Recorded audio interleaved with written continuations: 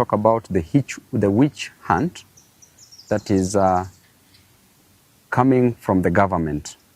The government of the day, the state has realized that our popularity has really grown and that they want to manage, they want to dwarf this popularity. They have approached BABU OWINO on several occasions so that BABU can work with government, but BABU has refused and has said clearly that he wants to work for Kenyans, and that if the government was offering services to citizens, the services that were promised during the campaign periods, if they were working, if the cost of living was reduced, if taxes were reduced, if there were jobs for Kenyan citizens, if the health sector was working, if education sector was working, then BABU OWINO would not have any business opposing the government. But why do we oppose the government? Why do we keep checks and balances on the government? It's because the government has not shown any effort to solve these issues of concern that I am raising. And therefore, because of that reason, there is a meeting that was held last week, a meeting that involved serious stakeholders in this country, and they were asking how BABU OWINO can be put down, how BABU OWINO can be managed. Some proposed that BABU OWINO should be approached, bought, bribed, so that he can support the government. Some came with an idea that BABU OWINO should be dealt with perpendicularly, that they should send the Ethics and Anti-Corruption Commission to our offices to come and besmirch the good name of BABU OWINO. And therefore, I was reliably informed, information from very serious sources, that this week AICC was to come visit us at our offices in Donholm, Greenspan Mall, 2nd floor. If not this week, then next week they are to come, or any other time that they will deem fit.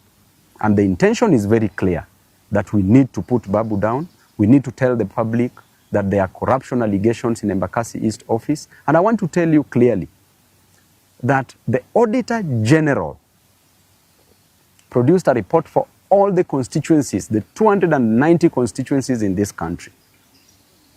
And the lady, you know how she works, she can't be bribed. If the government cannot bribe her, then BABU OWINO automatically cannot bribe this lady, and she's been doing a great job. And the report was clear, and I want to read to Kenyans this report from the Auditor General. I want to go to the conclusion because this is a public document. Report on lawfulness and effectiveness in use of public resources. Conclusion. As required by Article 229, Sub-Article 6 of the Constitution, based on the audit procedures performed, except for the matter described in the basis for conclusion on lawfulness and effectiveness in use of public resources section of my report, I confirm that nothing else has come to my attention to cause me, the Auditor General, to believe that public resources have not been applied lawfully and in an effective way. If this report came from the Auditor General and it is a public document, then why does the government want to use AICC to come and intimidate BABU OWINO? I want to tell the AICC that you are an independent body. Do not get involved in this politics.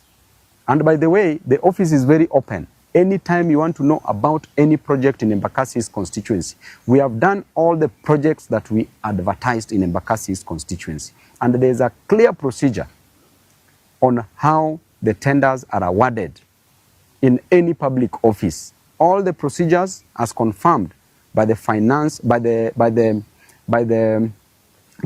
manager, as confirmed that all the procedures were followed.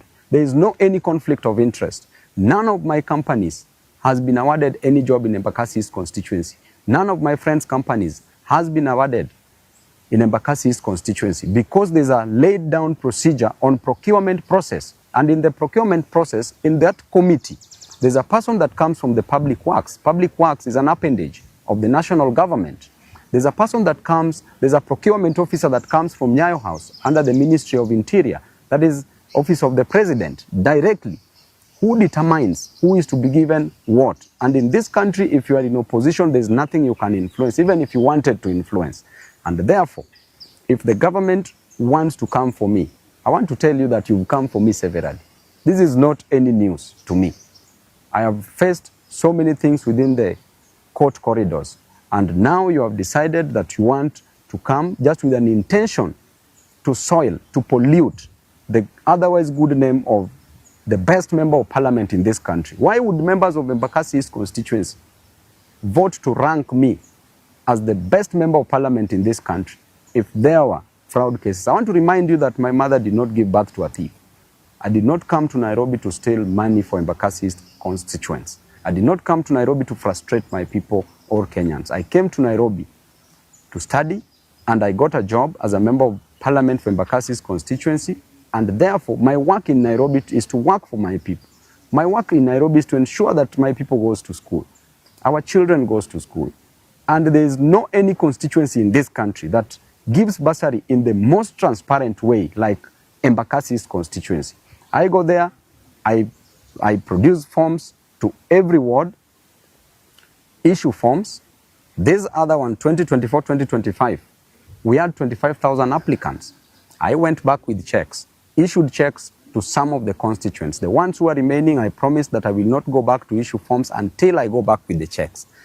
That tells you clearly, I got there at 8 a.m. in the morning during the issuance of bursary checks. I do them personally, on the pitch, on the field.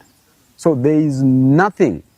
So AICC, we know the officers that are being used, both at the national level and at the county level. You need to start investigating the county of Nairobi where money is stolen on a single second, single minute, single day, single month.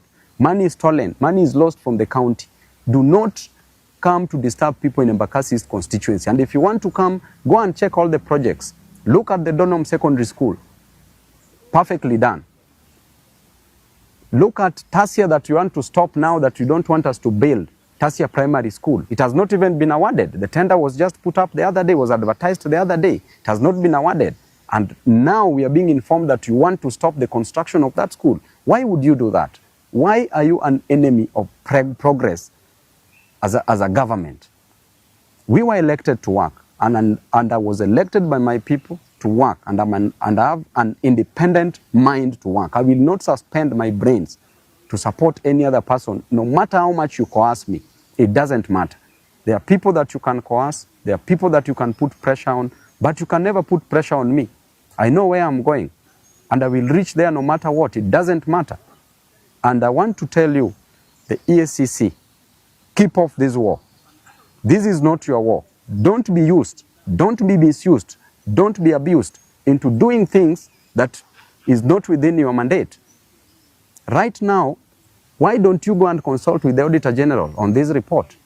Why do you want to come and intimidate people in Embakasi's constituency? And after all, the much you can do is just to take somebody to court. What else can you do? So mwachane na upuzi na ujinga mingi watu wa AICC. Thank you.